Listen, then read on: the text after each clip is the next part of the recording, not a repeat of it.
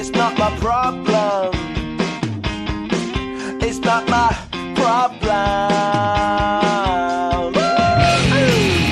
When I feel every metal, and I'm pissed and I'm when I lie and I'm missing all of the time, but I'm never sure why I need you. Please let me shout. All right, welcome to the Prospect Podcast. I'm Coach Schuman on a beautiful, freezing Saturday. Friday. Sorry, Saturday. Oh, jeez, I love to get to Saturday. Rushing the weekend. Friday. I'm rushing the weekend, dude. I'm rushing the weekend. Friday. I have Coach D, as always, here to my left. I'm sure he's excited, too, about another possible storm. But we have a fantastic guest here today, Coach Dustin Martin, out of the Fort Mill, South Carolina area. He's an athletic director. He owns a company as well that's focused on tackling. So I have him titled here as a tackling guru, and we'll dive into some of that stuff as well. Defensive coach, coordinator. So he wears quite a few hats out there, and we're going to really dive into a bunch of things from each one of those areas. And so we're really excited to talk to Coach. Welcome to the podcast. Thanks, guys. I really, truly appreciate y'all having me on. You know, we started a podcast about 10, 11 months ago, and I underestimated all the work that goes into it. And I know that you guys understand that. So I just want to say, for everybody who listens, I appreciate what you do and all the work you put in, because, you know, it takes a lot that people don't realize. And I think there's a lot of people who benefit from what people who take the time to do this like y'all do. I appreciate y'all having me. Oh, thank you. It's actually a ton of fun. It's made me a better coach. I'm sure Derek feels like it's made him a better coach too. I'll let him talk about that himself. Obviously, I don't want to speak for him, but yeah, I mean, it's phenomenal, and you get to know obviously a lot of great coaches, a lot of guys and girls that are helping athletes to become their very best and to give themselves a better opportunity in life, and coaches to be able to do the same. I mean, I would say at this point, we're probably serving more coaches than we are serving athletes, even though athletes obviously can get a lot of the tips and training stuff and all those kind of things from what we put out. But I would bet my bottom dollar that the majority is coaches now, right? Of trying to get better. That's why it's called the Prospect Podcast, because it was originally kind of focused like stuff that could help, that athletes could learn from, but it's really morphed into a lot of stuff where coaches really helping in a lot of cases, other coaches and parents too, right? You know, people who want to get their kids to be the best they can be. So we're really glad to have you on, Coach. If you could dive into kind of your career in the space of football and coaching, and obviously all the way up to now, what you're doing.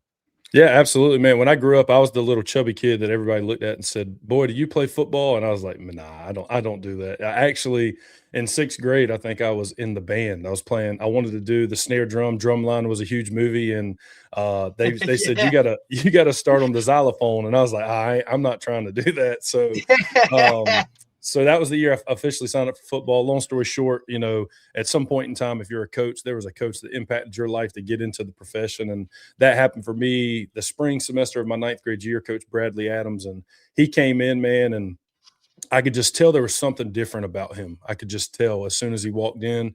He mentored me as a coach when I was a player.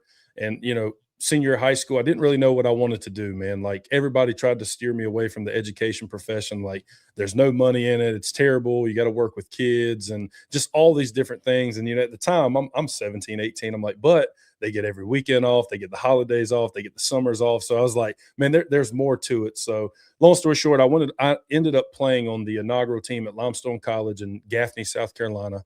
I was there for 2 years, started at center, and, you know, just kind of lost love for playing, you know, the 5 a.m. lifts and the beatings every day at playing offensive line. I was like, you know what? I want to coach and teach. I just want to go ahead and get into that immediately. So fortunately, a guy named Bobby Carroll, he coached Davion Clowney, Stephon Gilmore, all them guys in high school. Me and his son were really tight at Limestone. He was a quarterback. Spencer Carroll. We transferred to Winthrop University, and I got the ability to start coaching at a big 4A high school in South Carolina called York High School. And it was just a different level than I've ever been a part of. And the way they ran the program, the commitment, the organization, the structure, the practice schedules. And thankfully the good Lord was looking out, put me in a place like that. I learned so much in my first 3 years of coaching. And then over the last couple of years, I've had a really great opportunity to see this game through different lenses. I've had the opportunity to be a coordinator on both sides of the ball, a head strength coach, a head coach, and now most recently an athletic director. And I just think it has given me so much value to see it in every different angle. That's only going to help me try to influence coaches, but also when I achieve being a head coach again down the road. Phenomenal stuff. It's interesting because as we've been doing this, there's a lot of coaches now that have dived into coaching really early, like prior to even like getting out of school. And and I think part of it's become there's more opportunities now than 25 years ago. So you could see that, like, if you see that, like, hey, I'm a good player, but like I'm not going to the league. And if you're not, like, let's say on scholarship or something like that, where you're kind of obligated to be there, and you say, hey, there's a lot of guys that have moved up really fast. The guys that we've interviewed that have gone that route and it become wildly successful quicker, right? Because of those opportunities, which is pretty unique. Like I mean, for me, being an older guy, the older guy in the room, at 52, it's something that I really would have never like imagined back when I was playing. You know what I mean? So like there was like a certain path to it all. And so I think it's really cool. I think it's really unique. And guys like Mike Leach and God rest his soul, and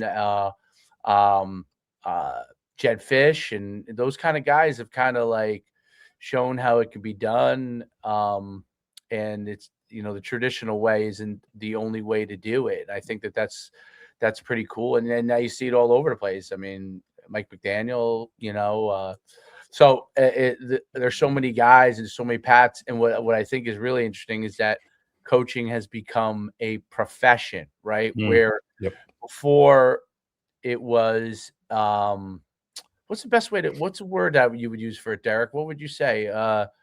Kind of looked at like a hobby, right? Like almost like just something else somebody did, you know what I mean? Or if you were a teacher, it was, hey, you got paid, but right. But at the same time, it was like, you just kind of teaching was your thing, right? Yeah. Teaching was your thing. It was never the main thing. Right. It's become more and more, and 20 years ago was like, I can't believe I'm saying that, by the way, which just mind boggles me that I'm getting that old. I'll be 52 on Sunday, which is just crazy. Because I still feel like I'm like 20 years old. I don't know. I still feel like I can roll into the club and have a good time.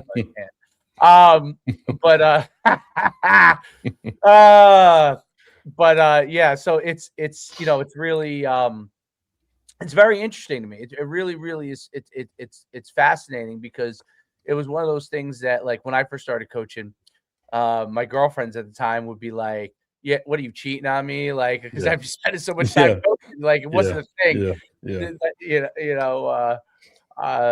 now that's really like what are you doing, like, coaching? Why are you there till 10 o'clock at night? You know what I mean? Like that would be like the thing. So but it's very, very interesting. So having said that, I'd love for you to talk about kind of things about coaching that really has appealed to you, and the things that you're like, hey, like this is something that I want to do.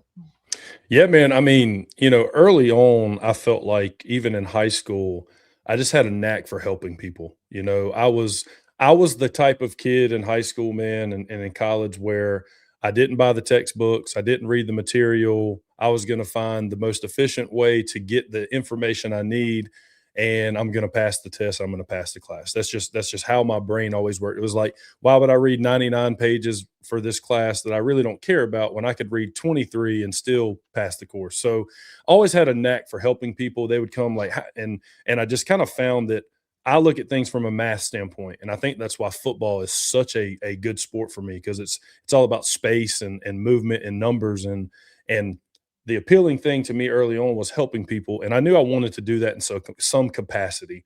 I just didn't know what it was. I mean, I went down the road, man. There was at one time I think I was going to be a nurse or something. I don't have a clue. I was trying to find, in high school, how can I make the most money? How can I help people? That was all it came down to. Well, I achieved one of those two. I still am helping people, but I'm not making the most money in the world as some people is. So, but the thing that appeals to me about coaching is the fact that when you play a team sport, it teaches you how to be a part of something that's bigger than yourself.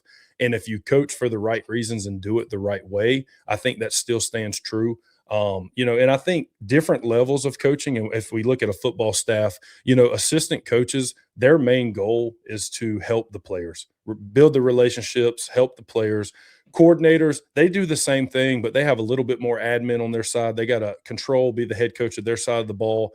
And then as a head coach, you got to be an admin for the whole program. And depending on your situation, you may still call one side, but it's really program development with the kids. And that was the thing that kind of appealed to me, is no matter what stage of coaching, you're still going to be connected to the kids.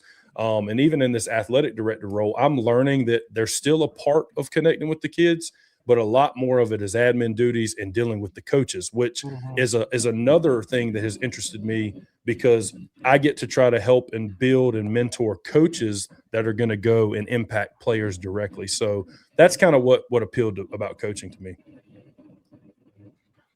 It's a phenomenal thing. One of the things that I found that's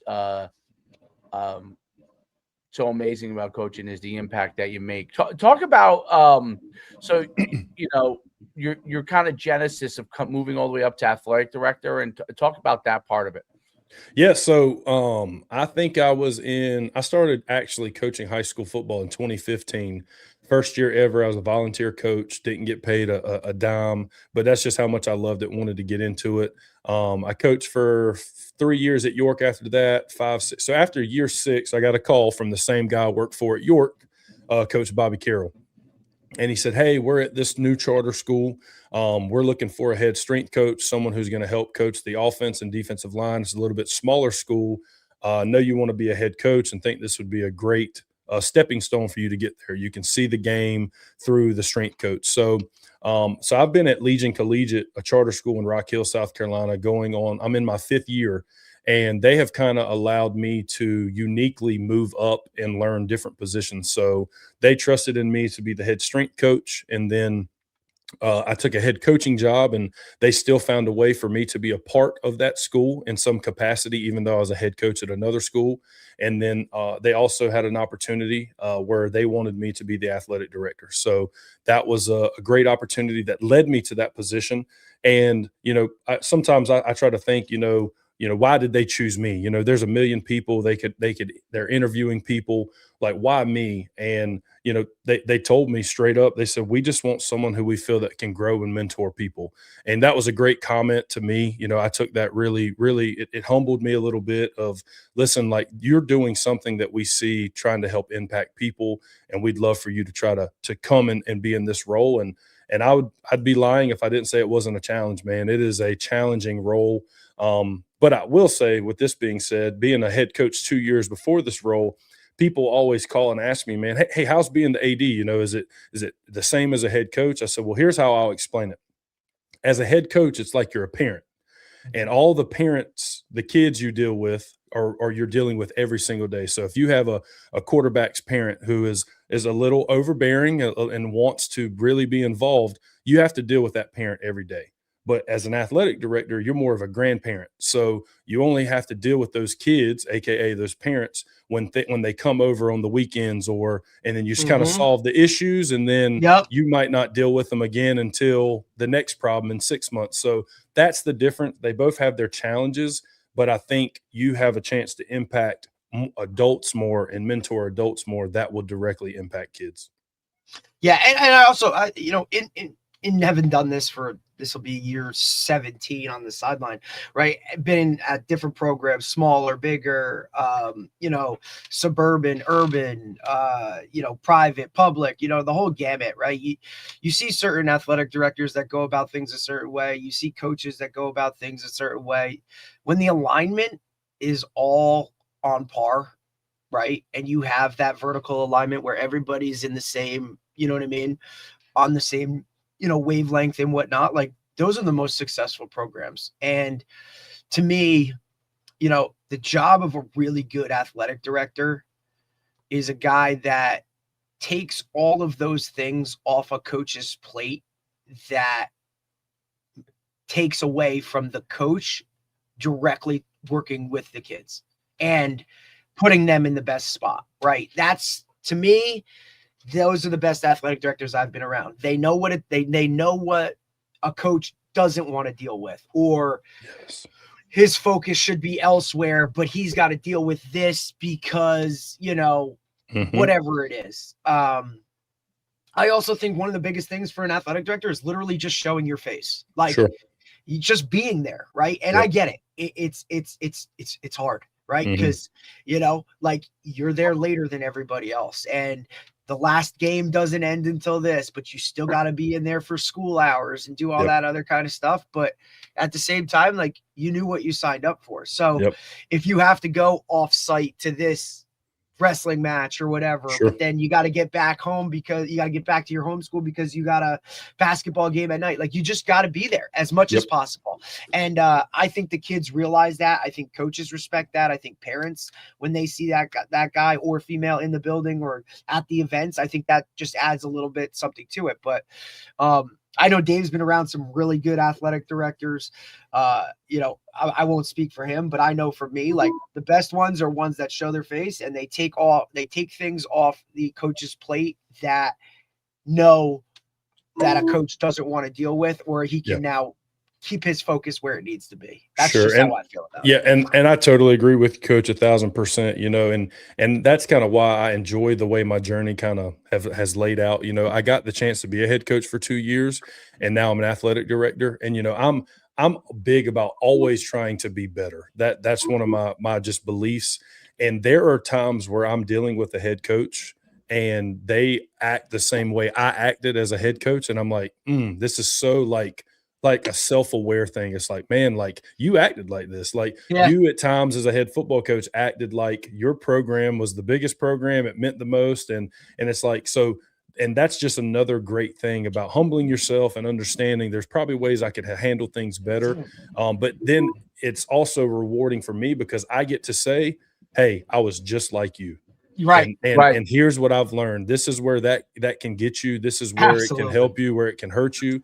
And so that's been really fun. One thing I'm big about is we have athletic department policies that protect the head coach. So as a head football coach, we had, your typical 24-hour rule. We had we don't discuss playing time rule. Now those are athletic department rules. So I have a meeting with all parents across all sports and say, hey, here are the athletic department policies. Our coaches are protected. You have to wait 24 hours to approach them about something. The kids must talk to the coach before the parent can talk to the coach. Now, that is depending on the situation. But minor situations, the kids need to communicate first. We're not going to discuss playing time at all, like the coach or roster selections or making teams. These are all discretion at the coach, and I support their decisions because they are the experts in the field and they were hired to do this job. And I think that goes a long way with the coaches because, like you said, it's alignment, and I'm taking that off of their plate so they can just say, hey, listen, this is an athletic department policy. If there's an issue with one of these items, Coach Martin said he's more than welcome to meet with you. And like you said, I think that goes a long way. Those are great points. I think one of the things, once you have that stage, like if a coach is doing something that you don't agree with, you're just going to let them go anyway, right? So it's that gives the parents the understanding that, hey, like, we support our coach, we have expectations, and then if for some reason that isn't aligned with our school's values and what we're doing, we go in a different direction. So, and that is a hard thing for an athletic director because I'm sure they want to pick up the phone and call you Yeah. and ask you a lot of questions over and over Yeah. again. So that do you when you have parents that decide to trump the process, and let's say they have a valid, how do you handle something that's a valid thing? Like, so for example, let's say the athlete went to the coach, Mm-hmm. whatever the issue is, you know what I mean? Mhm. Let's say that maybe they have there maybe is validity to something that the Sure. player, Mhm. coach addresses it in his way, but doesn't really answer the question. Parent then addresses with the athlete, the coach stonewalls them. What is your process at that point? And like, how do you manage both the coach and the Sure. family at that point? Because that probably is probably your number one issue, right? Yeah, You know? absolutely. And I think we're big about communication and alignment within It's the huge. admin team. So that's a huge thing. All of my coaches know, listen, I'm going to defend you until I can't. So understand that. I have your back until you give me a reason not to have your back.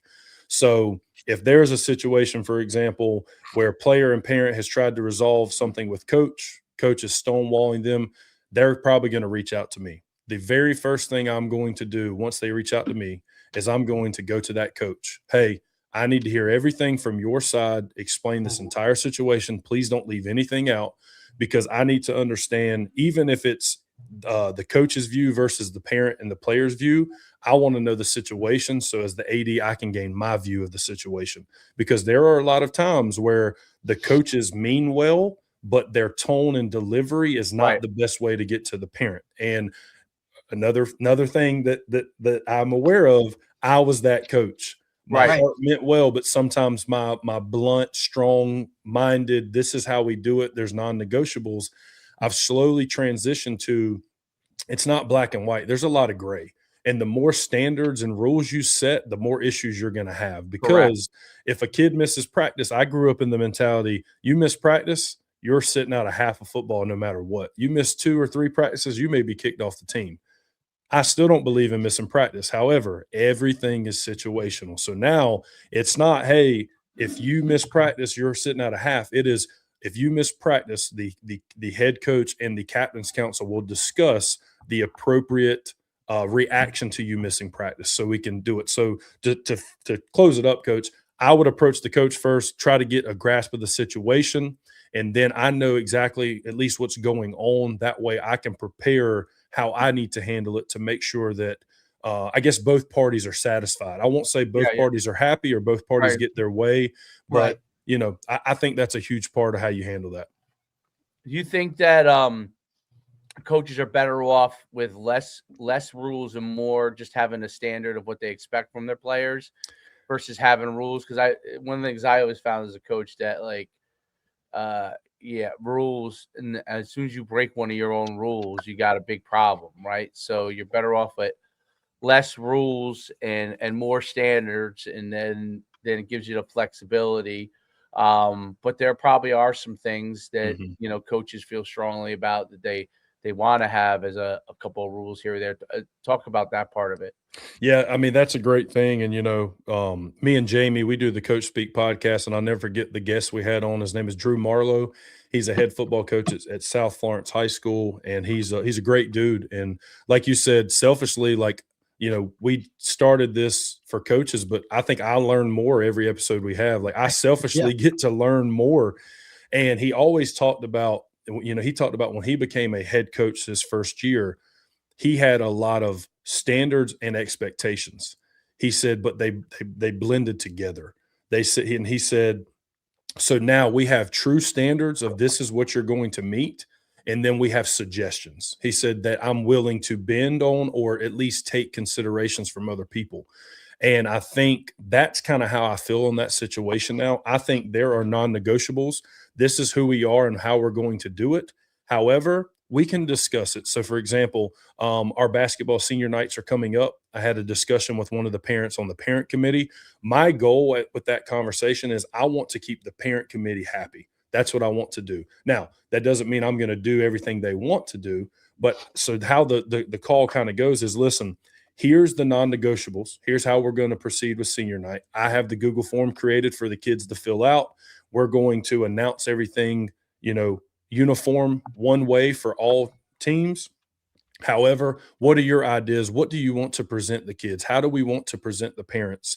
And I think that's where it comes, the collaboration piece. You have the structure and the organization piece and the logistic piece, and then let's talk about dressing it up. How do we want it to look like we're doing a great thing? Our baseball coach right now does a great thing. They allow the mom to stand off beside home plate.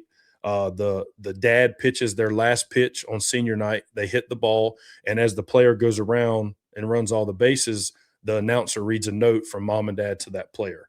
And it actually made like national news. Like I think Good Morning America like had the coach and the player on, and it's like I would have never probably came up with something that great. Hell no. No. And it's like, so we have – we're coaches. We ain't that creative, buddy. No, we're not no, absolutely not. So I just think you have the standards, and then you let the other people add the window dressing to it to make it just beautiful, if that makes sense. That makes a ton of sense. And I think that's always the difficult part for coaches to be able to manage that and learn that part of it.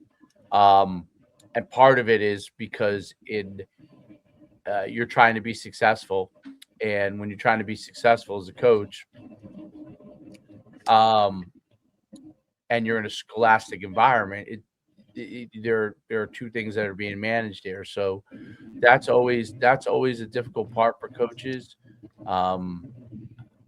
And that's probably why you have the rise of club stuff too. Probably, I guess. I don't know. Yeah. But it is always difficult for coaches, and obviously the best coaches manage it well, and do a good job of managing that whole process. Does as an athletic director, do you have to set standards and expectations and rules with your own coaches? Like, what do you have to do from that standpoint when you first start and you hire a guy? What is that from that standpoint? Sure. Yeah. So I don't mind talking about my situation currently. I've been there since April. So I came in towards the end of last school year. Just a quick little background. There was an athletic director who was there that stepped away. And then there was a guy on campus who has a ton of AD experience that stepped in the role to bridge the role for about a year and a half, until I stepped into the role. And when I took over the school was not a part of any state association. They were an independent charter school, which independent means a free-for-all. Let's just be honest. There were no rules on practicing. There were no rules around governing anything. Our soccer programs were playing in the fall in North Carolina and playing in the spring in South Carolina, because they're independent. It was kind of like just an academy that kind of did whatever they wanted to do. Right. And that wasn't just along the lines of practicing and skill development. That was along the lines of many things. We didn't have a rep. Coaches could buy what they wanted to buy from any vendor. They could buy uniforms from here. They could purchase this from here. And I'm just a super uniform guy. Let's do it all the same way. And let's establish a brand, So when I came in, the biggest thing was we're going to establish the core values. We're Legion Collegiate Academy. That's LCA. And that stands for legacy, consistency, and authenticity. And that's a big thing that we try to hang our hat on in everything that we do. It's we want to leave it better than we found it. What do we want to be known for in every room? That's legacy. Consistency. This is the biggest one I stress with our coaches. The less parent issues, the less player issues, and the more success come from being consistent, understanding what's expected always, even when you don't want to do it. And then authentic. Don't fake this. Let's make it where the kids feel like, you know what, this was the most enjoyable experience. We didn't win a championship. The season may not have went how we wanted it to, but it was authentic. The relationships were authentic, and these guys really cared about me. So that's kind of when I came in.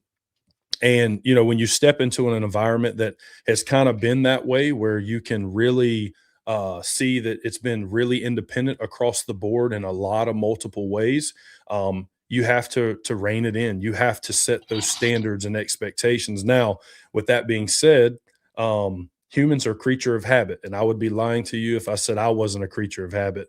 Not a big change guy. I hate change, but I understand when change is needed, and I understand when it's valuable, and you have to find a way to change.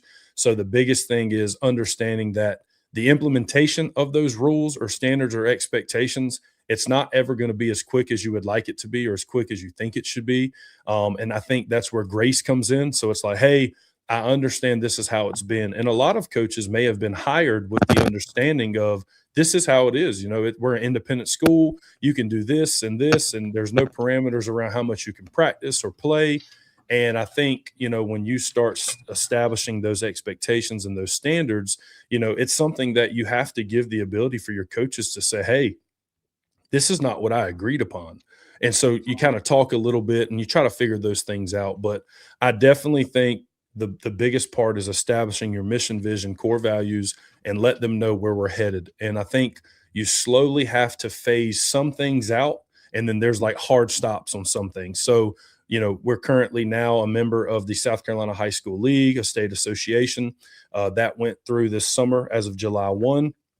So all the rules and regulations they have, it's a hard stop on this is how we were doing it. We're going into the league. This is how we have to do it.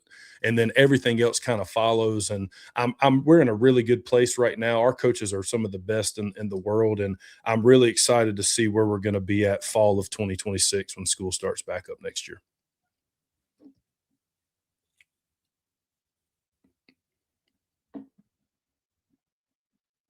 I'm sorry, I muted myself there. All good. That's an interesting scenario where you're in an independent school and you had to really set all the standards yourself with no previous environment. So it's kind of cool though, because you get to do it the way that you want to do it. Yeah, and it's kind of almost like the school was rebuilt again in a way. The only difference is everything's already in place. You start a brand new school or brand new program that comes with ordering new equipment, ordering this, building this, hiring, staffing.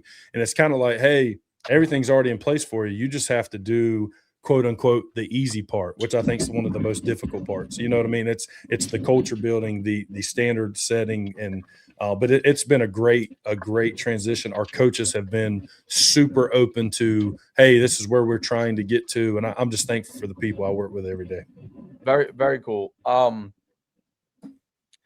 Switching kind of gears a little bit, so going towards the football side of things. Sure.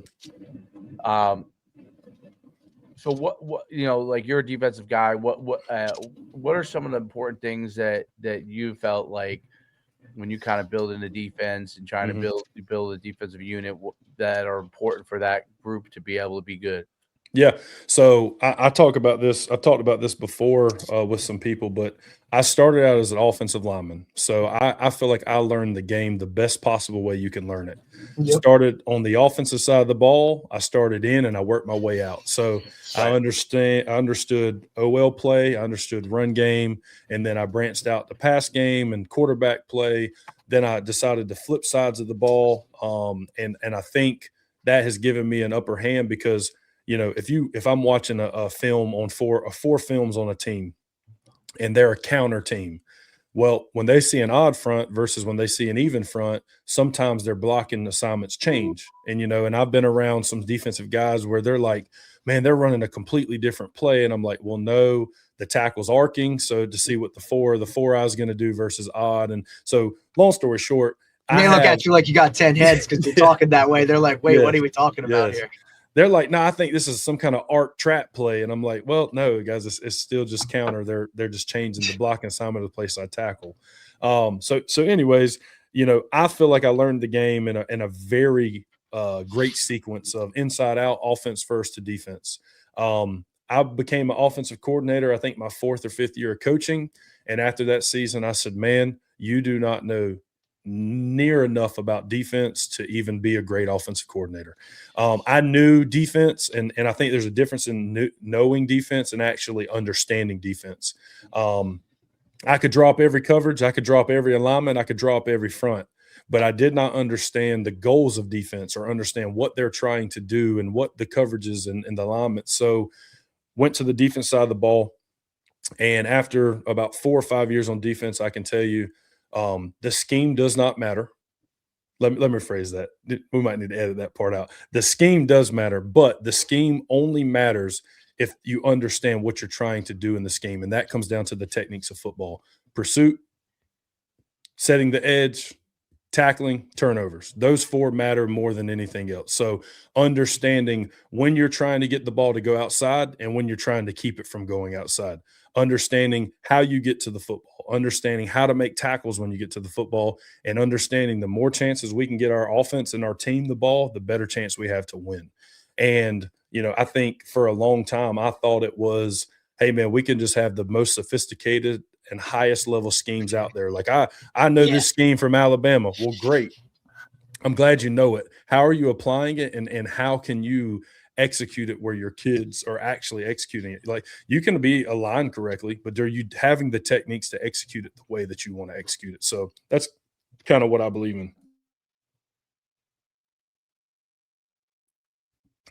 It's interesting, Coach, because you talk about, scheme and all that kind of stuff. And, younger guys want to come in and, hey, I can do this, or, hey, I went to a clinic and did that. And it's like, well, that's great. Like, one, what can our kids do? Right? Like, you got to know your players. So you tell me what it is.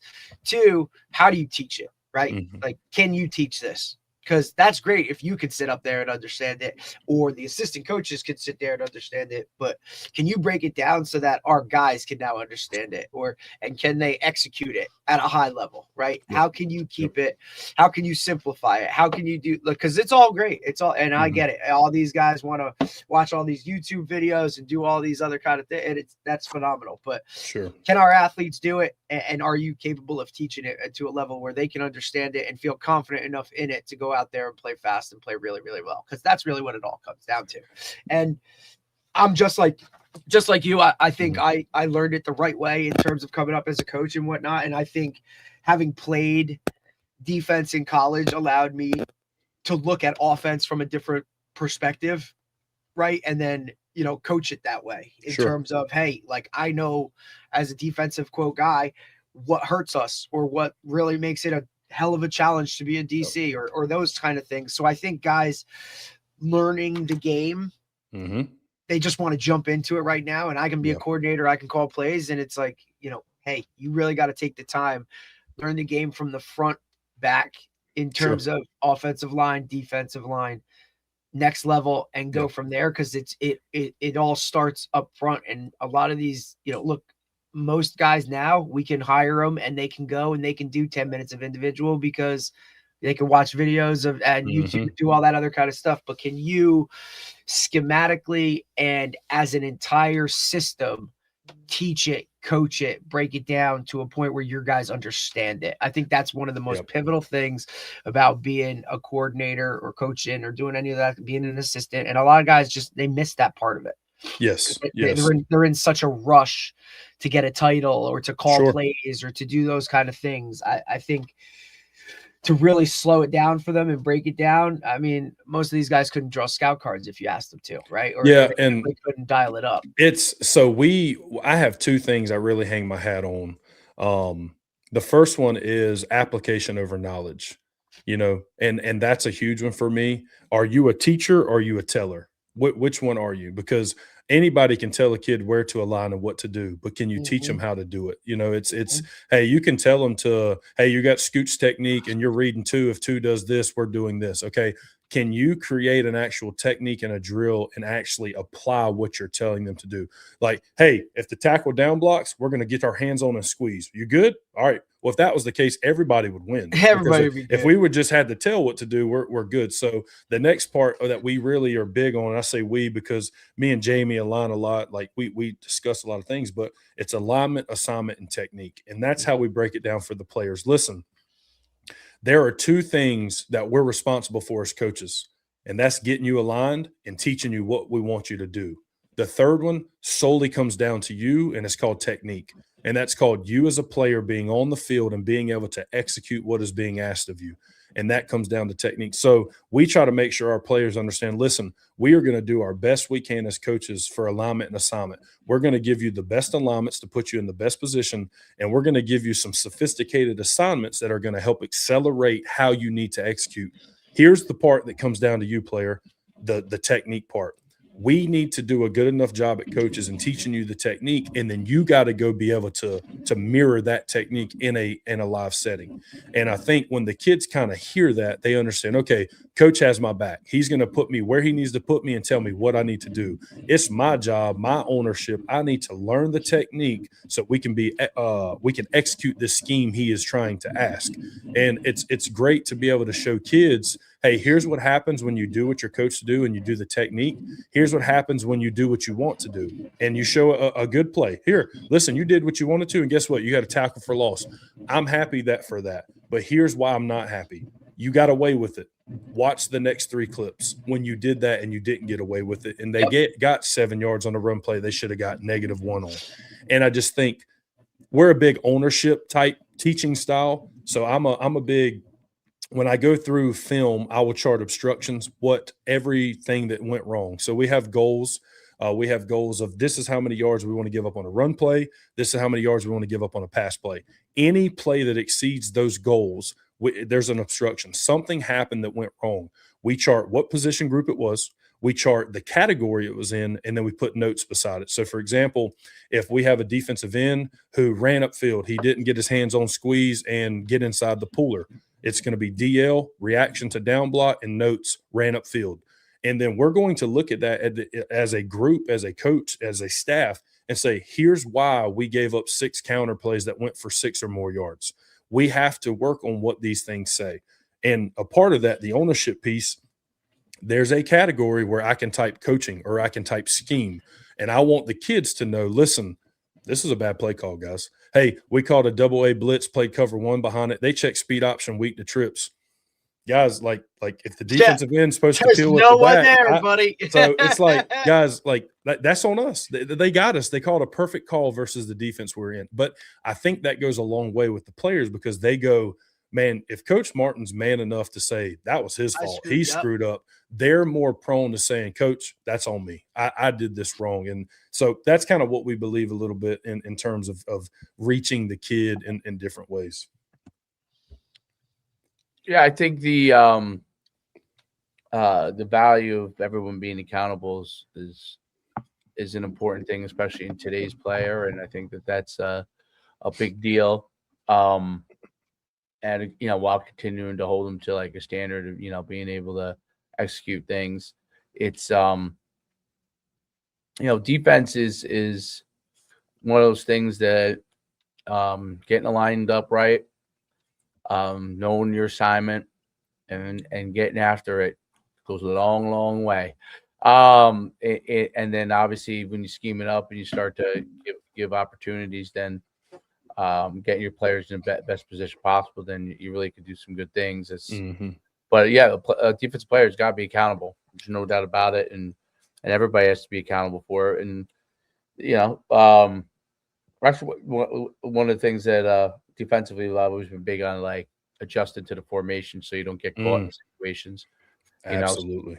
Whatever your whatever your base is, I mean, when I was younger, I was a big 40 front guy. I became a big 30 front guy, but changed over time. But being able to adjust, because when people always ask like, well, okay, you guys are 30 front. Well, yeah, but like if they got 2 tight ends, that's a 5-3. That's 52 front. We're gonna roll down a guy. If they put a wing there, we're gonna bring that strong safety into the box, and so like all those kind of things, those natural adjustments make a big deal. And when kids learn that enables you to know quickly what the problem is before. Not just about what they're supposed to be, but also their alignments, which is such a big deal. I think defensive coordinators in high school, in my experience, because I call a lot of plays, but as a head coach, I've called plays for a long time. But I was a defensive guy, played defensive college. I always thought it helped me as a play caller because I always think the biggest mistakes that a lot of high school coaches make is they do not adjust based off of your formations, so they get caught outnumbered in a lot of situations. And you know, doesn't matter what the offense style is. If you're getting Sure. caught, if you're short a guy, you're in trouble. Mhm. And you know, so I always try to build in, and when I worked with Derek too, you know, because he was my DC, we tried to build in that flexibility that you adjust so we never get caught with, you know, caught with our pants down, like, Sure. hey, they got too many guys. So we would always work all those situations to make sure we always had the right amount of guys in the right spots, and then play from there and dial things up from there. But Yeah. And um, I think, Coach, that to kind of add to that, it's like alignment's the very first thing we talk about.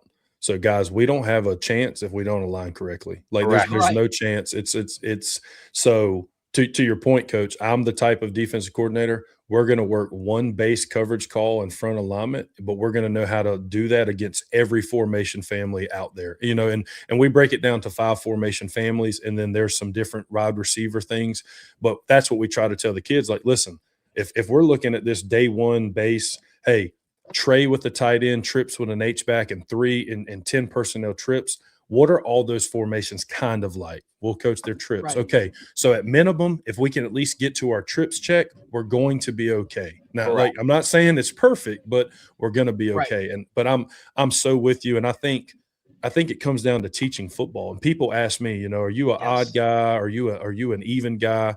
I said, man, my personal preference is I would love to say we had a jack defensive end that I could drop, play odd and even and still. Yeah, I wouldn't would we love all? that. Yeah. I said, for me personally and how I teach and how I think, 4-man fronts are the best for me. I said, because I think we can still get what we want from an odd front perspective out of a 4-man front. So for me as an offensive lineman, I played tackle and center. I hated 4 eyes and I hated one technique shaded on the center. Absolutely hate it, because I knew at some point in time I was going to be left out to dry on my own.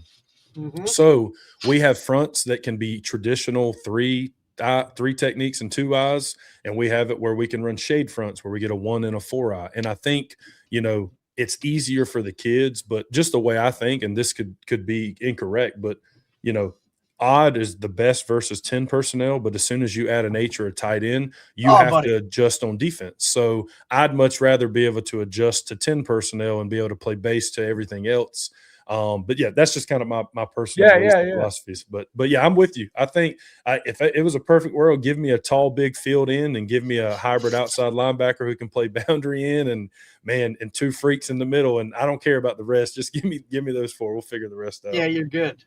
Yeah, it's funny because my philosophy changed from being the 40 to more of an odd because of the fact that I found it hard.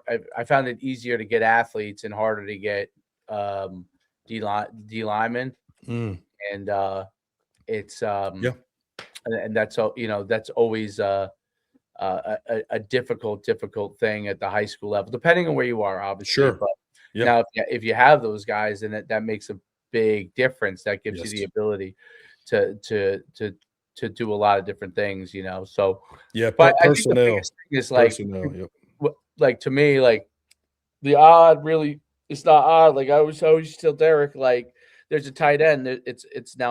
We're in a 4. We Yeah. have 4 Yep. guys. So that the guy walks up. You know, there's Yes, 2 sir. tight ends where we're in the 50. You know, Sure. So it's just there's trips. Mhm. Then now we're in a better situation against one Mhm. back. Sure. You know, there's 2 backs in the backfield. You can mess with alignments and walk guys up, right? So, but yeah, it's interesting. So well, I don't know once you have to give away secrets, but since it's the off season anyway, Go for it, Coach. Go for it. yeah. Well, I'm in the market of looking for another job, Okay, there coaching we go. wise. Anyway, so it's all good. It's all Yeah. good. There we go. So, coverage wise, what is it you like to play off of it? Like, what are Yeah. Okay. So I used to be, and the reason I use used to be is because I try to grow every year. I was a huge rip Liz match guy out of the Bama world. A huge play outside leverage with your down safeties, funnel everything to the free safety, play match rules on 2. You know, if 2's up, in, or out, kind of a 1 high fit world is what we lived in, a neutral run fit. So we would do a lot of weak rotation where the weak safety spins down on 2 weak, or walk a linebacker to trips, and we're still going to spend week with the weak safety. 4-2-5 world, have a true star. So we were a big rip list match team. I still am a one high principle guy that likes to add 2 high for a wrinkle, if that makes sense. I think in high school, is that because you just see a lot more run game? I was going to say it's in high school. The easiest thing for an offense coordinator to do is say, "Hey, snap the ball and hand it to our best athlete." Everybody wants to run the ball. So playing one high more gives us the ability to be in that what I call a neutral run fit. We have a guy for every gap. And 2 high, if you play it correctly or you're not getting somebody to the run fit post snap, you're always going to be minus fit. You're going to have one less than gaps. And you can still get to the same thing. So, like, for example, we're a weak safety rotate team. We try to only ask him to play B to C gap. Most of the time we try to deuce it and for him to play C gap. There's no difference in playing 2 high and him playing the C gap post snap versus rolling and playing. So it's kind of hit or miss, but that's how I used to be, what I used to believe in. And that's still a big part of me. I'm a 1 high guy. There's no easy access throws, in my opinion. We're going to make the quarterback throw the field out, the field 7 yards or less space. He's got to throw that, or he's going to have to be good enough to hit us with the horizontal stretch and the boundary on the comeback every single play. But I'm a big match guy.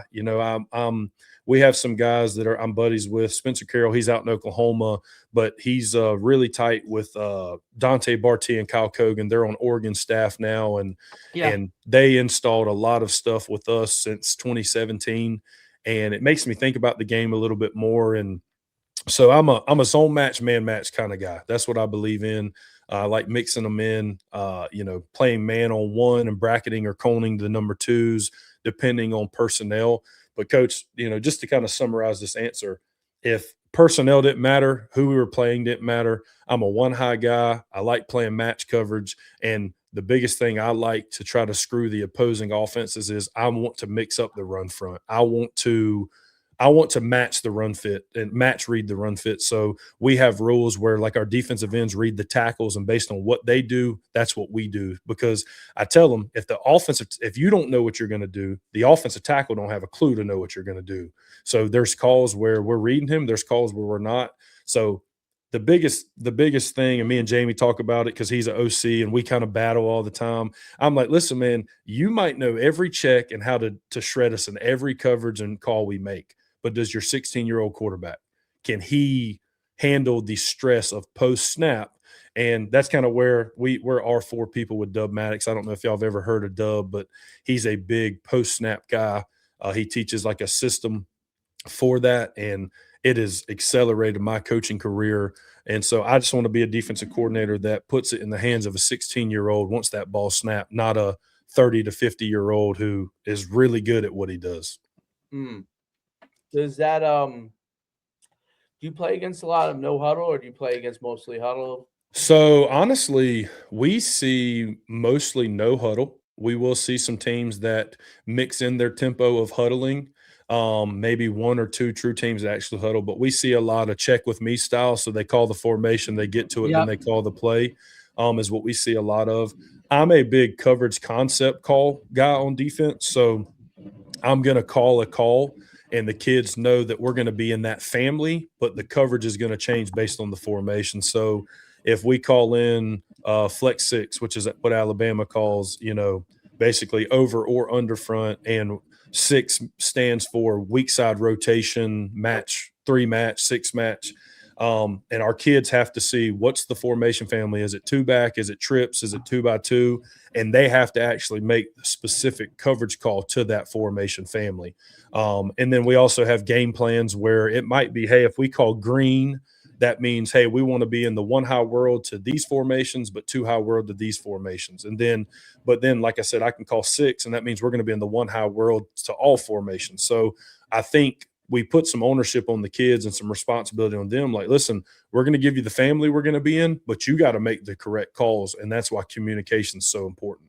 When you're in 6, do you just roll that coverage towards the numbers from a receiver standpoint and match it?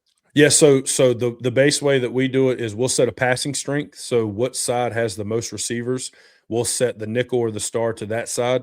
And 6 really means that we're always going to rotate weak. So if it's 2x2, we're going to rotate weak and play match to both sides of the field. If it's 3x1 and we want to continue to play 6, we'll rotate the weak safety weak, and he'll play like what we call 4 to first crosser. And the wheel linebacker will walk over to the trips, and we'll play like flood coverage, what they call like skate and Mabel to the field. So that's the base way we do it. Now, I've been at places where I did not want my weak safety in the run fit. I was like, absolutely not. So in 2x2, we weak rotate because he could rotate and play match over number 2 in the boundary. But 3x1, we were going to strong rotate and play buzz, and the star was going to be over 2. This year, I've adapted a lot, and the reason I say I've adapted a lot, it was a unique situation. I am the AD at a charter school, and a lot of the public schools around here don't like the charter school, which I understand. Yeah, I was going to ask about how that relationship is. So I think it's gotten a lot better, and I think, I tried to help bridge that with I actually coached at high school in the area because we don't have football at the charter school. So I'm the AD at a charter school, but this past season I actually was the defensive coordinator at a high school in the area. And I think it bridged the relationship pretty well.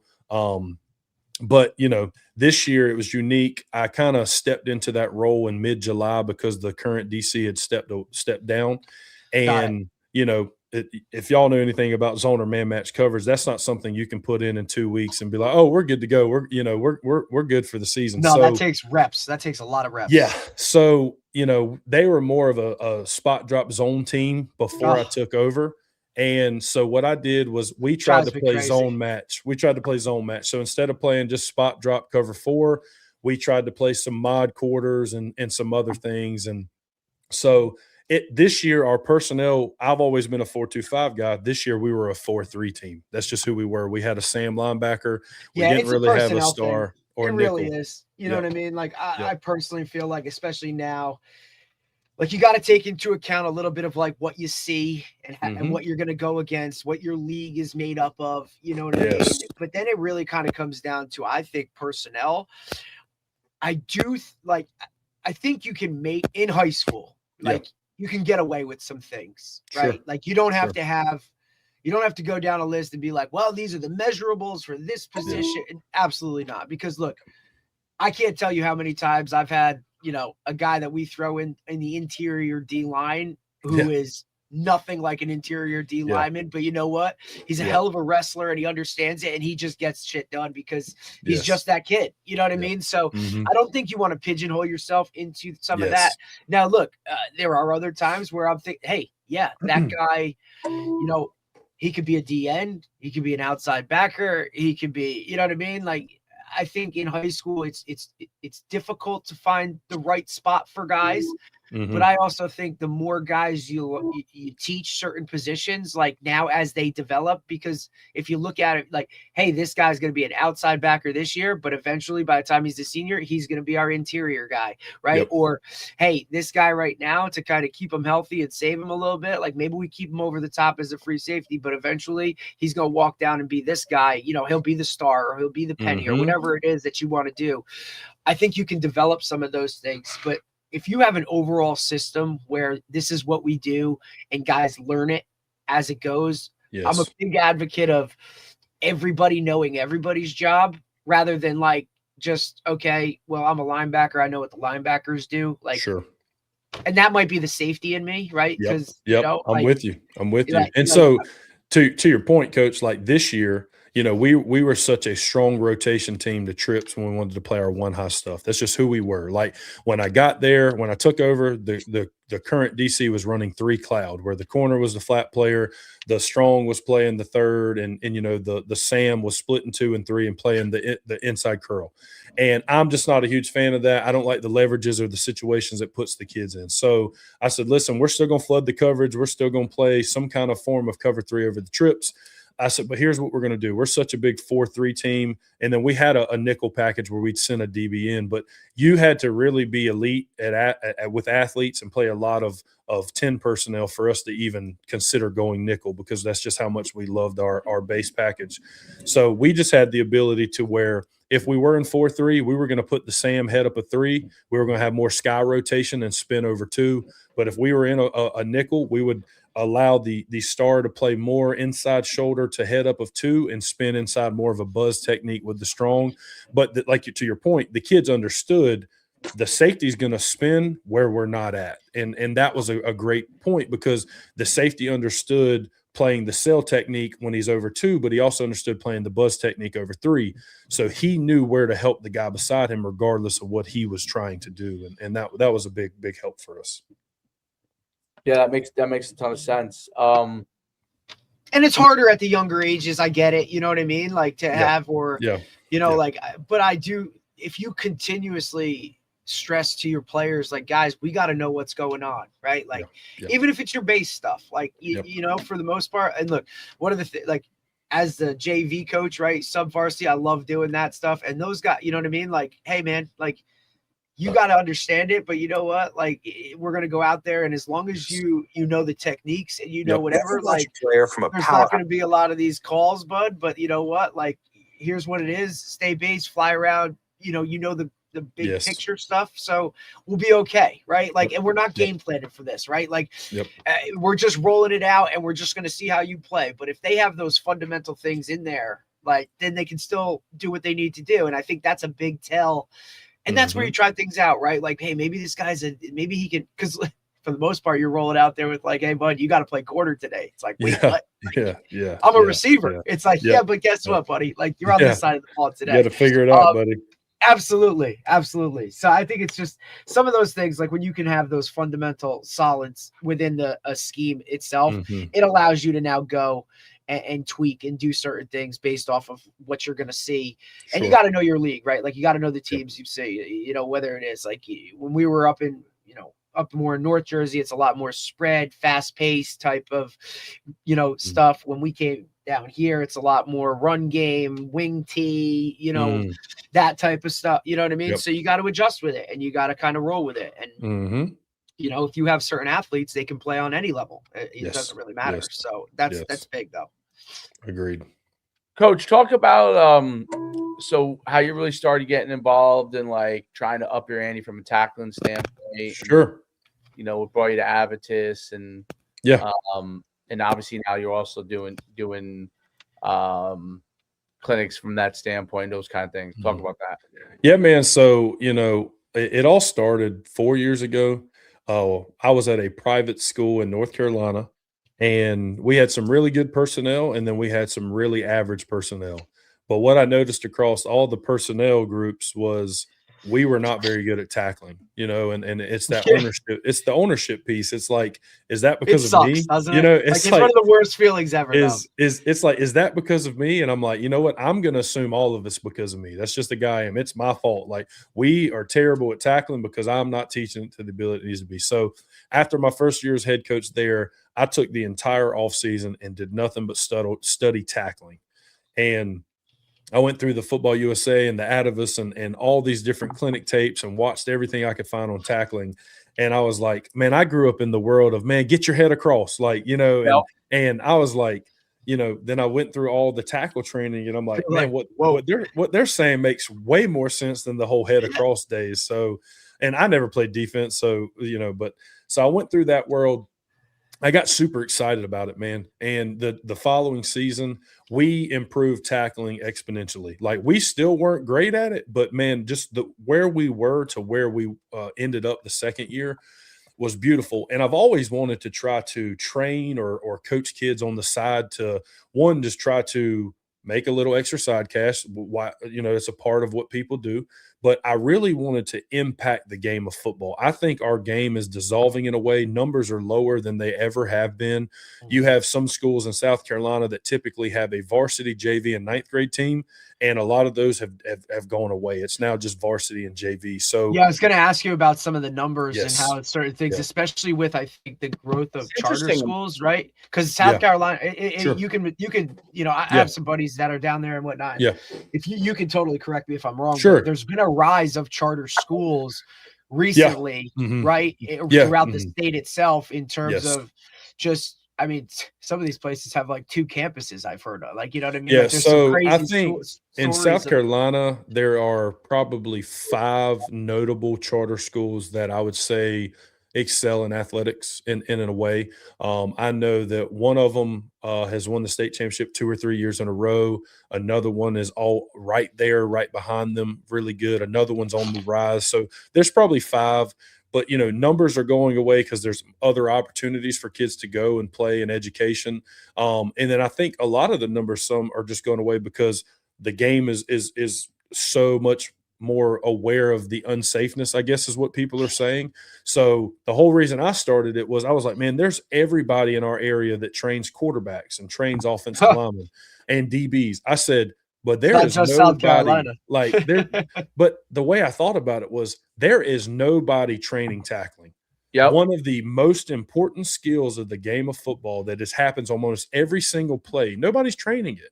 I said, so this could be something huge to be able to do. So, it's nowhere where I want it to be. I mean, it's just I've only been doing it a great little way. over I never a year. even thought to think, you never think to do that, right? Because it's Sure. Oh, you coach receivers so they can catch the ball. You coach quarterbacks so they can throw the ball. But D-backs, they they can cover and pedal and do all that other kind of stuff. But like the tackling aspect of it, there's not a guy that says like, hey, we win or lose by without tackling. You know what I mean? Yep. Like missed tackles are probably one of the biggest factors in losing football games, Sure. right? Yet we probably, especially nowadays, do it the least, right? Whether it be because we're not allowed to or just because philosophy-wise, like it is what it is. Sure.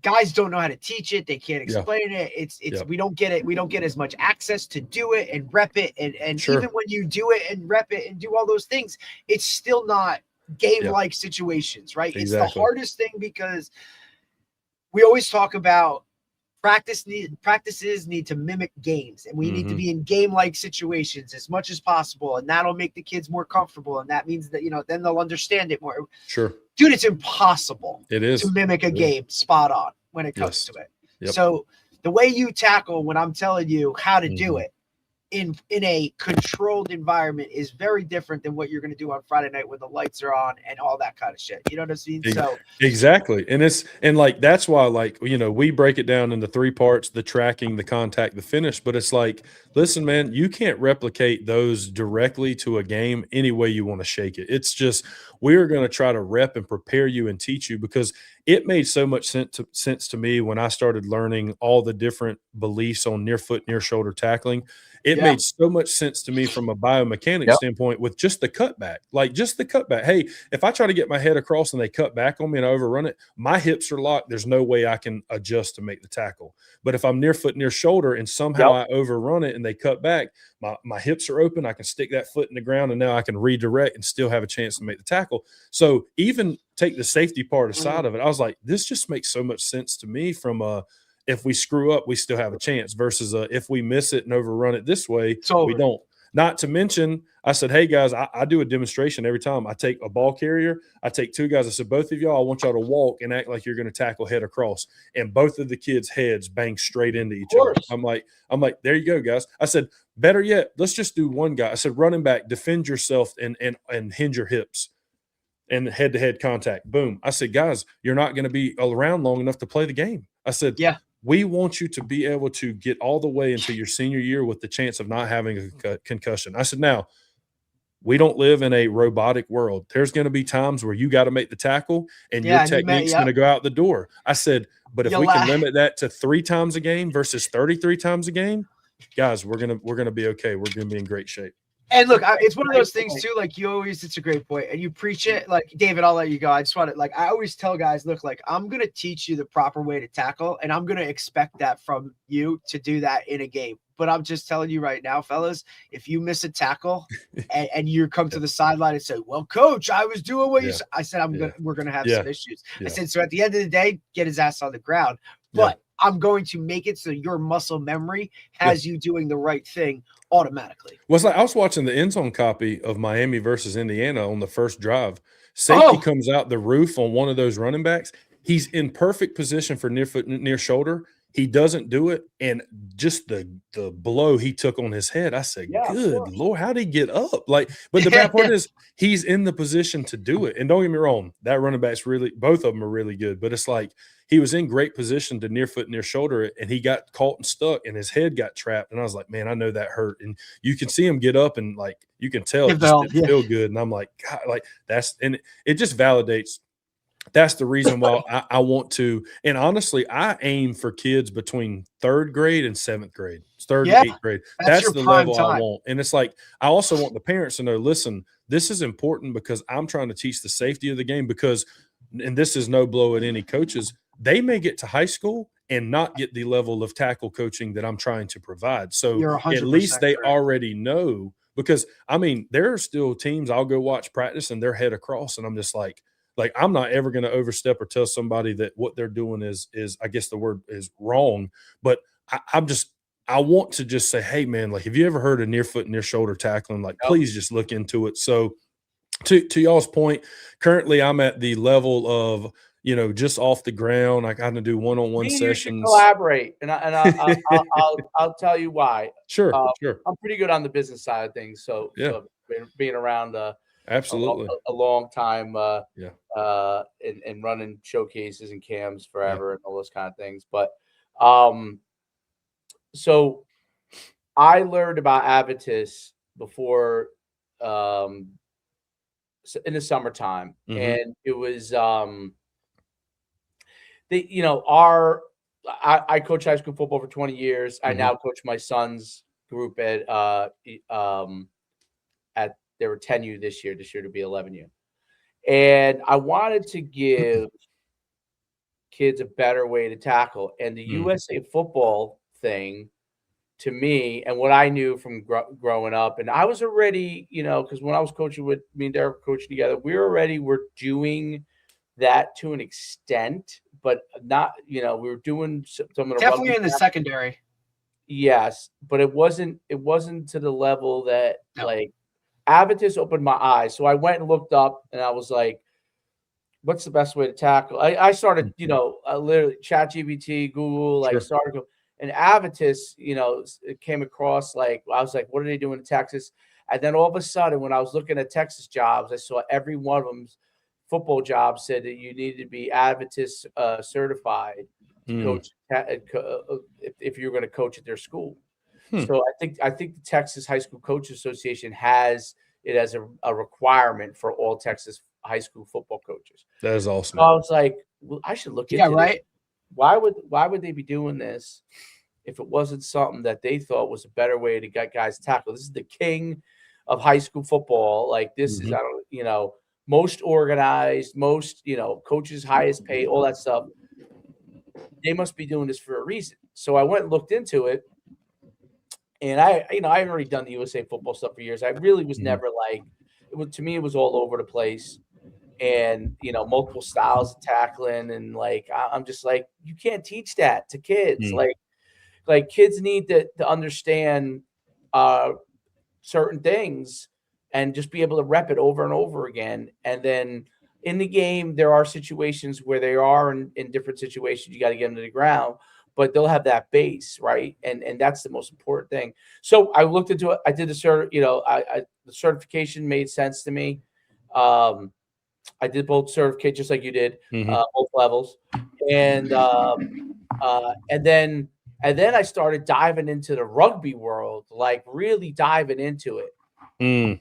And finding some of these really like elite rugby trainers, what the All Blacks use out in New Zealand, and a lot of the better programs, the better trainers, what they were doing. And I was like, what equipment are they using? Because I saw you also have a lot of the Forza stuff. And I have there's stuff from World Rugby that I have, So, I mean, I live on that site, you know what I mean? I'm like, okay, will this work for me in football? You know what I mean? So like, I'm looking, I call them up. I'm like, okay, like, because they have the three level thing, and I'm like, I don't know if I need the 3 level because a little different, you know what I mean? Rugby's a little bit different in some of the things they do, but the overall philosophy. And so I started getting equipment, and I started applying it, and I applied it from day one. So I had been doing it with my son's group the last couple of years Mm-hmm. in spurts, but I never was like, guys came from different worlds. I didn't want to coach everything. You know what I mean? I running the team. But this year, once I came, it just was like this aha moment. So I sent all the guys. I said, you guys should do this. I knew they weren't going to do it. But I said, you guys should do this. Okay. It was 60. I was cheap. It was, I don't remember what it was, but it was inexpensive. But I said, if you don't, I'm going to teach it to you guys so you guys know. And so we could go through it. And at first, when I taught it to them, they were a little hesitant, and I said, just trust me. We'll do this. They already knew my philosophy. Like, I didn't want to be, I didn't want to do any of the, head-on tackling. I wasn't big on that. I wasn't big. Like, I was already getting away from that in high school 5 years ago. So, and then we started implementing it. And our whole thing was we wanted, on days we were doing tackling circuits, we wanted a lot of reps doing it the right way, between tracking, between stationary, between slight movement. Like we have obviously volunteers at youth, right? So most of the time we'd have all our guys there. We'd have 5 or 6 coaches there, but sometimes we'd have 3. It didn't matter. We would just okay. If we only had 3 stations go, we would do two rounds of it. Like, so we covered the 5 or 6 things we needed to do, and we just repped it. And basically what ended up happening by the end of the year, even though a couple of our like really toughest kids, wanted to do more of the live stuff, it was almost like forgotten about because they were getting so good at tackling, and we started to see it show up on the field, and we would show them every time on film. A guy would do it right, and what would happen to the player when he tackled them correctly? At first, it was like very rare, but even my own son, who is a kind of he's a studly kid. He's a quarterback, but tackling wasn't natural to him. Okay. He doesn't wrestle. He's a basketball player. Wasn't natural to him, but he was an athlete. So he was getting guys on the ground. By the end of the year, I mean, he just tackles the same way. He just does it. Wow. Over and over again. He's come from safety, so he has to take that right angle. At first, he was missing. Early in the year, he was missing. And he was like, I should just keep doing it. Don't worry about it. Just keep doing it because you're going to get the tracking down. Sure. And they tackled so well. Okay. That's good. And like people started coming to us in our youth program because they would see me with all this funky equipment. You know what I mean? And in youth, it's different than high school. Like, I don't have a storage bin to put it in. Sure. Yeah. So and if I put it in a storage bin, Derek knows I say it's going to walk. So this expensive piece of, how heavy those rugby pads are. Like, So they're solid. Go ahead. So there's a guy, Andrew Ryland. I'm sure you've heard of him. I've heard a couple of his like clinic talks or podcasts or speech. Every time Andrew Ryland talks, I've never met him. I look forward to one day talking to him or meeting with him. But every time he would speak, I'm like, man, this guy is just so brilliant and intelligent in this. And he comes, I think, from that rugby world. And then I met Richie Gray at the AFCA one day. He builds a lot of tackling dummies through Rydell. Or I think it's GSI or CSI, something like that. And he released a new one at the AFCA I saw this year where it's replicating like the legs of a defender for you to tackle. And on our podcast, Ray Cruther, big football distributor, the Crowther sled is what they're known for, the Pan sled. Me and him, I have a great relationship with Hans Kraus, who's the owner there. And we were kind of talking through some things that I think it's like, listen, I know coaches would buy this if we make these. Like, this is what we need to do. And it's just little things, but it's like, I said, well, at least you'd have one customer. I said, because I'm going to buy it. I said, if you make this, like, I'm going to buy it. So, but to your point, Coach, it's like the unique equipment that you can use, at least in the off season, because people ask me all the time, what do you think is the most important part of the tackling? I said, well, getting there. I said, if you don't get there the right way, you're not going to be able to execute anything else. It's like alignment. If you don't align correctly, you can't play the assignment or technique you need to because you're not where you need to be. I said, same thing with tackling. My opinion, it all starts with the track. How do we get from point A to point B? Well, sometimes it's not linear straight there. So we have to understand what's the track. How do we set ourselves up for success when the contact and finish portion presents itself. And so that's what I always say. It's the track part. How do we get there? You know, and the near hip, near foot, which was the biggest single adjustment. Not so the near hip we were kind of doing already. Mm-hmm. But the near foot was what opened my eyes, right? Because normally, if you go to the old way of tackling, your near foot would be almost in the crotch if you were tackling near hip, right? Yes. And the outside foot would either be even or in front of it, which actually puts you in a bad position, which is what I had to learn, and it's harder to track. Yep. So the way I showed it to my coaches, it was almost similar to what you did, but I said, okay, go and tackle me try to tackle me head across, and I'd make a quick move, and I said, you can't tackle me. If I make a move cut inside, I'm gone. Yep. Okay, you're gonna over pursue. And what happened is, and I was taught exactly that, like literally head across.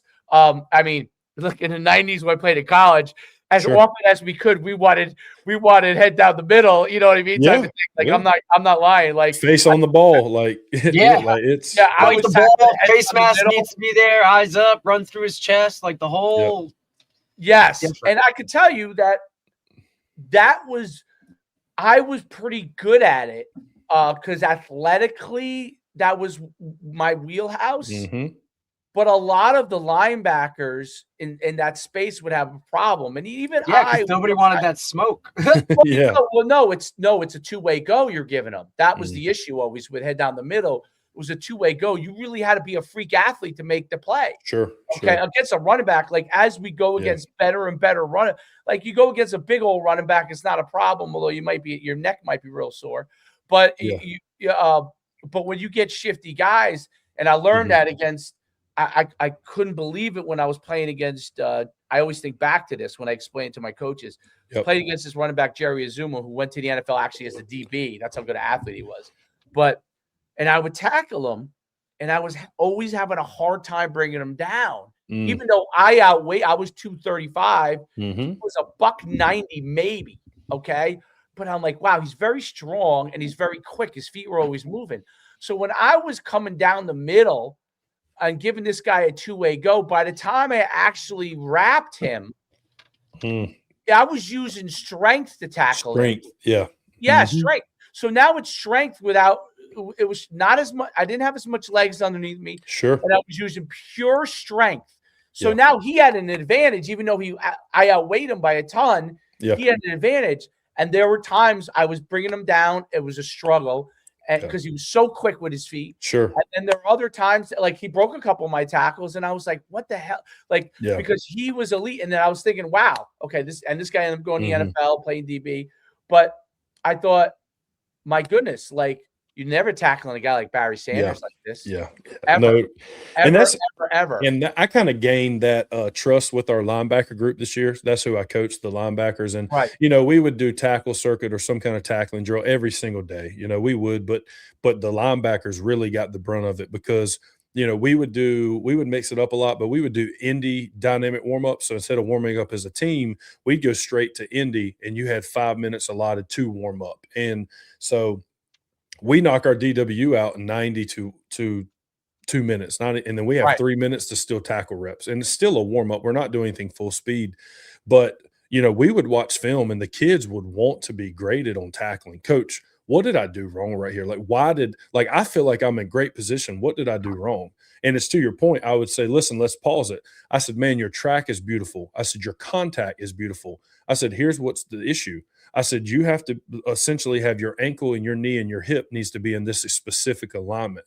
I said, you're either early engaging or you're engaging late. I said, and that determines whether you miss by leaning or you get ran over by being late. I said, so here, I said, you're slightly early. I said, so you lost your power because you tried to make contact too early. Your near foot wasn't in the ground. And he's like, that makes sense. I said, that's the hardest part of it, buddy. I said, it's timing. It is putting your stuff. I said, and guess what? We can try to replicate it as much as we want in reps and practice, but unless we're going full tilt tackle at practice in a team period, it's the hardest part of it. I said, but guess what? This comes with experience, time, and tackling. Here's what we're not worried about. Your track's terrible. Your contact's terrible. I said, you're in a good position. I said, I can take missed tackles like this. I said, because everything else is good. I said, so, but it just, they want to be coached. They understand it. And like, they really, that's why you got to start young too. That's why, yes. So you can, when they're young, you could actually do it with less contact as far as like person on person. Sure. And utilize the bags, because by the time they get to high school, to your original point, you are no longer reliant on whether the coach has time to teach tackling, does teach tackling well. You're not relying on that, because you have the way of the technique of it. Now, the only issue you could run into high school is if you do get a guy that really doesn't buy into it, and then now he's trying to change your tackling. But that's a whole different issue. And I think over time you will see this part change dramatically. Yes. It's changed in the NFL, it's changing in college, it's changing in high school. And I think that it's an essential part to getting to go back to your point about participation. If you want mom to sign off on tackle football has to be taught outside of the tackle season without people. You know what I mean? With pads, you could drag pads, you could have them hold the pad, but without actually like pads being a part of the process, because it changes the confidence of the player in tackling. 100%. The biggest problem in tackling for all ages, from young all the way through high school, is the confidence in making a tackle. And if I didn't see it with my own kid, right, I wouldn't like. My own son is not how I was as a. I wrestled. You know what I'm saying? Sure. I was my son's a basketball player. I was a wrestler. Like from the time I was 5, 6 years old, I wrestled. So when it came time to do tackling at 8, 9 years old, I already. Oh wow, that's what tackling was. Like I was already way far ahead. So, and I was already aggressive. So it was so my whole thought process is, you're not going to, when you get wrestlers, that's really easy to go ahead and teach them also. And they pick up the near hip your foot pretty damn quick. Right. Yeah. And I think, if we're not looking at it, so we live in a day and age where like, when I grew up, we hated the teams that we were playing until the game was over. Different. They're all friends, bro. We weren't following each other on Twitter and reposting their posts. It's like we were enemies until our game was over, and then after the game, we shake hands, dap each other up, and talk. But it's like the biggest thing. Different world, man. It is. It's like us as coaches, we worry about personnel. We worry about, okay, how good is this running back? Well, man, this cat's good. We are in the second round of playoffs. We played Burns High School in South Carolina, one of the best stadiums I've been in. The kid's a junior, and he's being offered by everyone, and I know why. Because when I turned the film on and started watching, I said, well, that's going to be a struggle right there, boys. But as coaches, we worry about personnel, but I don't think in this day and age we take into consideration enough that those kids are also stressed and worried about personnel. They know who is all about hype and who's the real deal. So when we're going to play a team and they have a really good player that the kids already are aware of and they know, like you said, Coach, it's that confidence part. It's like, I know this kid's been offered by Clemson and Georgia and all them, and me, little old 180 who hasn't been offered by a D3 school, I have to tackle that kid this week. They stress and they get worried about that. So to your point is like, this is a confidence thing. Listen, and I want the kids to know, hey, we've given you all the tools to go tackle this guy. If you do everything you're coached to do and you don't make the tackle, hey, man, it's okay. Keep moving, because guess what? He's a freak of nature, man. He's a different animal. But here's what I can tell you. If you don't rely on your tools and your techniques, you're going to get embarrassed. Like, straight up. Like, I would rather you have the rules, the techniques, and everything, and not tackle him and say, hey, man, next time work your squeeze better. You got to hang on to that monster, versus you go out the door and like try to do your own thing, and then you get embarrassed. Like he cuts back. Yep. So that's a thing I took in consideration, is these kids know who they're playing against more than us coaches do. Absolutely. And that there's no doubt ties in to your confidence part. I mean, shit, with the way the travel world is and all that kind of stuff too, like most of these guys have either played together or got like they've already played each other, like, or they've been at a camp together, or they, possibly play other sports together. Like they're so in tune with what is going on with everyone around them, and with the way social media blows it all up and does that. It's the constant comparison game. And look, I love some of the best relationships I have with dudes are from playing, you know what I mean? Like either on the same team or competing, but it wasn't the way it is now where these guys literally know each other. I mean, if you shook hands before the game, like we may never get to the game because it would be a chop it up session. Oh yeah. But they're aware of it, man. They really are. And I Mhm. think that's what's changed. It's something that's changed about the game. That's for sure. Yes. They we used to always teach you don't worry about what the other jersey says on it. You know what I mean? You just play the game as if they don't have a jersey on. You don't know what that jersey number is. But that's harder today because they're like, yeah, but you know what I mean? Yeah.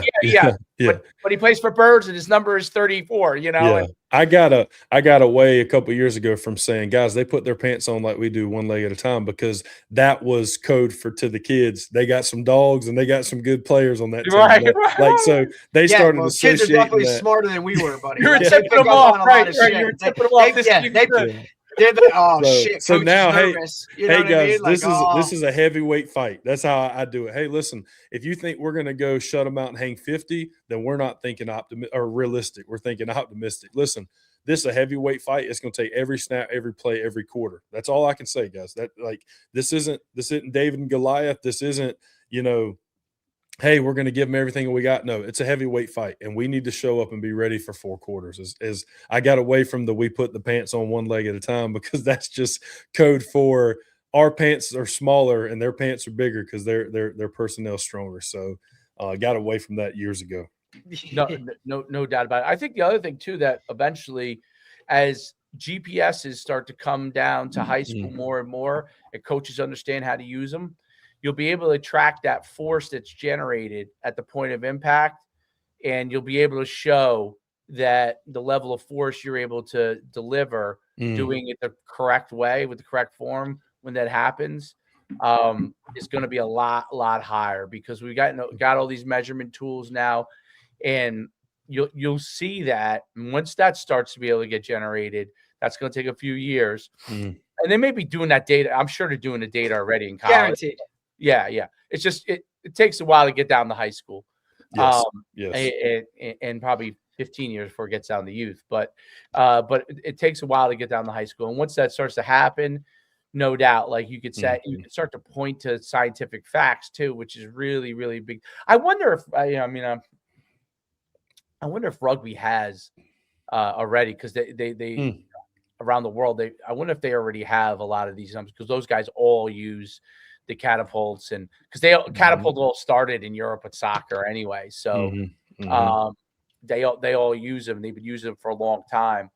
So I wonder if there is, but yeah, it's really, really interesting stuff, Coach. It's been awesome having you on. Yeah, man, I've enjoyed it. It's been a great conversation, man. I think we could probably go all day if we wanted to. We could easily. Yeah, we could, but then we'll be at lunch and I'll have to miss lunch. Yeah, we don't. Yeah, I'm an O lineman at heart. I don't want to do that, but guys, I truly appreciate it. And man, like I said, we do a podcast, and every time we bring a guest on, it's a clinic and a learning session, and it's the same thing with this. I've taken stuff that both of you have said today, and it's made me think differently, and it's going to change my trajectory at some point in my coaching world. So I appreciate y'all having me on and the insights you provided to me, man. This has been great. No doubt. Thanks, Dustin. Have a great day. Enjoy your weekend. Thanks, guys. Appreciate y'all. Thanks, Coach. Bye. Loved it. Loved it. Yep. They do. Even before you got on, he's like, man, you guys have done, you've been doing these for a while. And I was like, yeah, we're getting close to 300. And he's like, shit, buddy, I didn't realize how much went into the podcast and stuff and just doing this and doing that. And I'm like, yeah, it's not that. I'm like, it just depends on how you do it, man. You know what I mean? It's all. Well, the hardest part is to guess, which now, because we've done so many, in the beginning, I'm sure it was pulling teeth, other than the people we know, obviously. Which is how you got to build it to begin with. But now, there's no guy, if they don't come on, it's actually a mistake, because if you're building your career, like I just point to Tony Holler. Like when we had Tony Holler on, it was because originally I saw it on Instagram, and he had some videos that were like getting a little bit of traction, but I just liked his stuff and I kept like watching it. It started coming to my algorithm, and he had like 0 following at that point, like almost none. Not within the track consortium world. He did have a following with the crew he had already, but it wasn't an external group. He didn't even have a podcast then, if you remember. No, and then he got the link with the coaching coordinator, right? So then they gave him kind of a little spot that he could do his thing and go from there, which I think was big for him. And he's not doing that anymore. I think he's doing his own thing now, right? I think, right? Well, I know that was like a segment within that, like where it was the sprint football, whatever. I don't know. I think he talked about having like a contract or whatever for that, but who knows? I mean, he could do whatever he wants, to be honest. Oh yeah, now, yeah. Well, shoot, if you sell a couple of those 1080 machines on simplyfast.com, I mean, shit, the commission on that at 18 G's a pop. Yeah. What is that? If they give you 20%, what are we talking about there? That's a good amount of money, man. I think I might have to get myself on the 1080 distributorship thing here. So if you see them magically appear as a sponsor, you know we're distributing 1080s.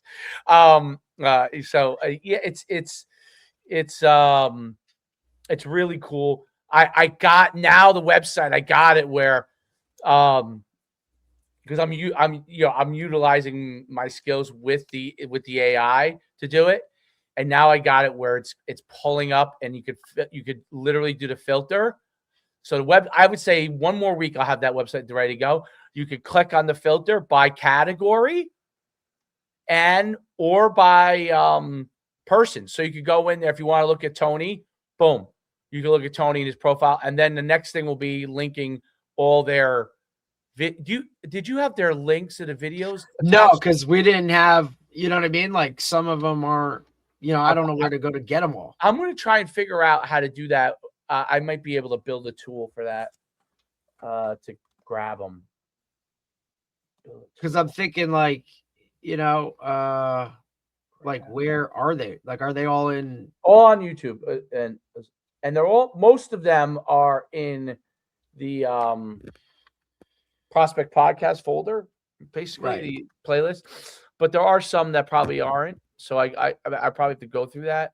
I'm putting in the website the Prospect Podcast playlist, so that will be available on the website. So you can kind of just then they could just go and be like, here we go. Yeah. But I want to link it to their bios. So if you click in and you just want to watch what we did with this guy, I'm not going to put the shorts, and there's too many shorts. There's like thousands. There's of them. A lot. Yes, thousands. I'm not going to do that.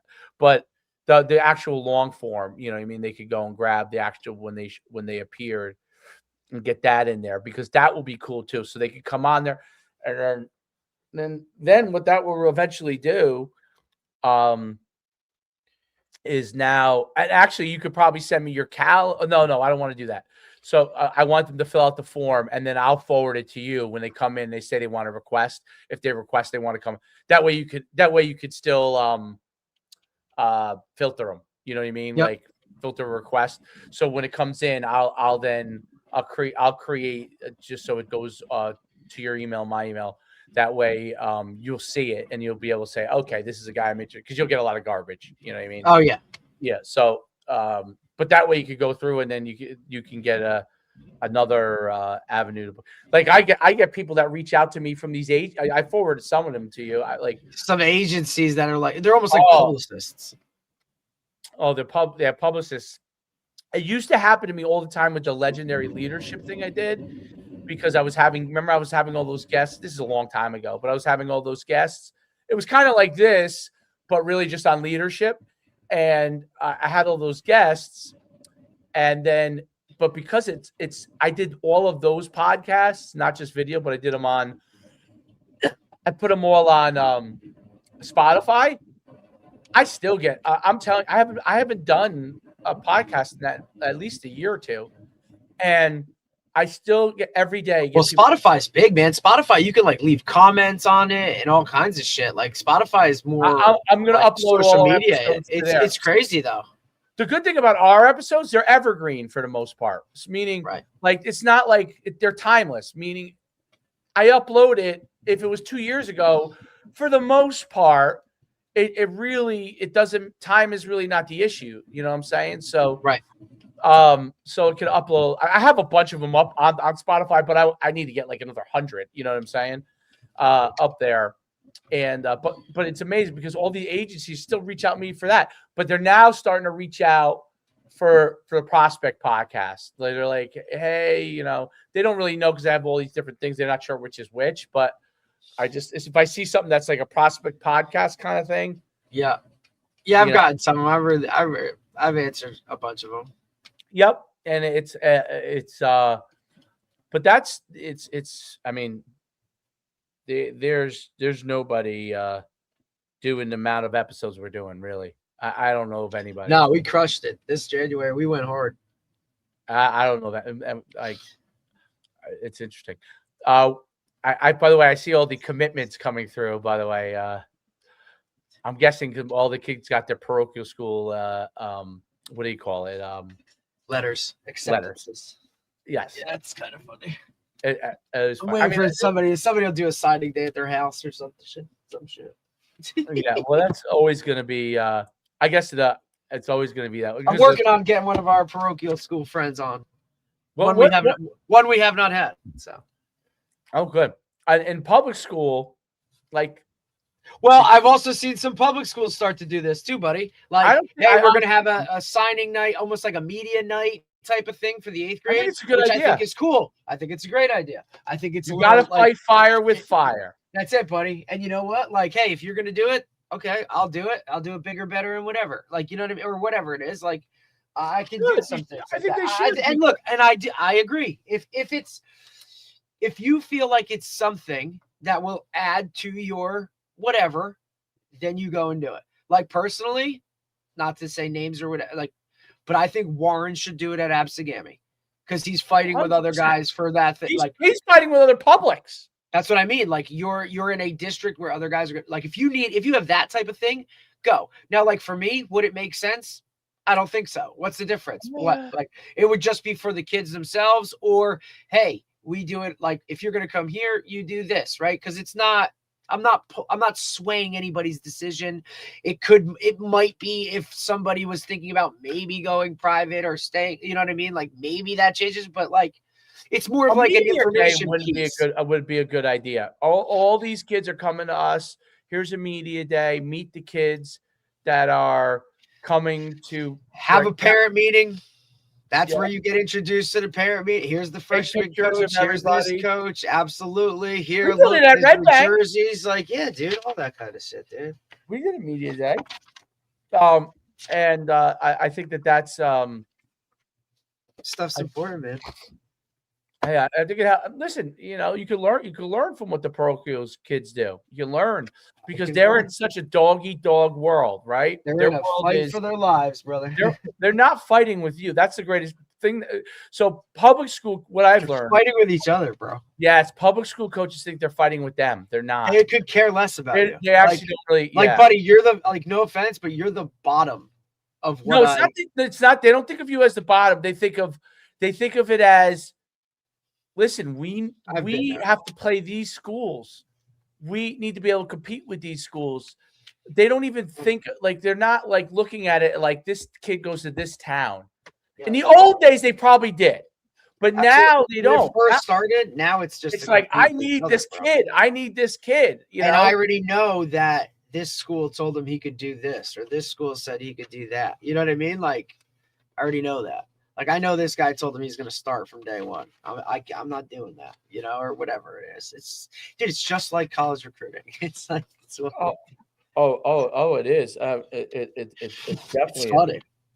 Yeah, it's Hey, and I know of a couple of interesting announcements that are going to come out soon too. So some of the spots are interesting. Yeah, I saw some kids from the shore that were going up north, and then I saw some that were staying. Yeah, I mean, some of the ones that like I expected to stay. Yeah, there was a couple that went up. I'm trying to think of who I saw that were going up north. A couple of the St. James kids, I think, were. Oh, That's gonna make some St. Yeah, James. but every year that's gonna. I mean, so one of the pros, I always say that one of the pros of a all-star team is you do get a larger exposure to like a lot of these parochials, but it's not just your parochial that it's all of them. They all know of it because they're all tracking it, right? And So you're all doing you're also whatever. halfway inviting in. So in AYF, at least where we are, right? AYF, the parochials locally definitely know who the good AYF players are, but you don't. But I don't know that Don Bosco, unless there's pub around the kid, like really a lot of pub. I don't know that the Northern parochials come down to AYF games. No, absolutely not. But they're definitely going to go. Or somebody might.